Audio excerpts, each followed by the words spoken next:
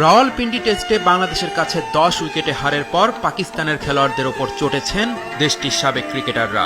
দুই দলের 14 টেস্টে এটি পাকিস্তানের প্রথম হার। নিজেদের ইতিহাসে ঘরের মাঠে 10 উইকেটে পরাজয়ও এই প্রথম। পাকিস্তান দলের মধ্যে ঐক্য নেই এমন অভিযোগও উঠেছে।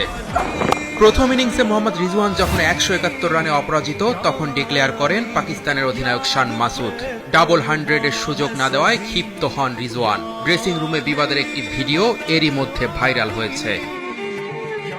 পঞ্চম দিনে পরিকল্পনার সময় শান মাসুদের হাত ছিল শাহিন শাহ আফ্রিদির কাঁধে, কিন্তু একটু পরই মাসুদের হাত নিজের কাঁধ থেকে সরিয়ে দেন এই পেসার। দলের রসায়ন যে তলানিতে ঠেকেছে তা এই ভিডিওতেই স্পষ্ট। অনেক পাকিস্তানি ভক্ত বলছে দেশটির টেস্ট ক্রিকেটে আর খেলাই উচিত না।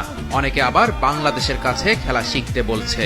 সাধারণ ভক্তদের মতোই সমালোচনায় যোগ দিয়েছে দেশটির সাবেক ক্রিকেটার আর বিশ্লেষকরা। বাংলাদেশের জন্য এই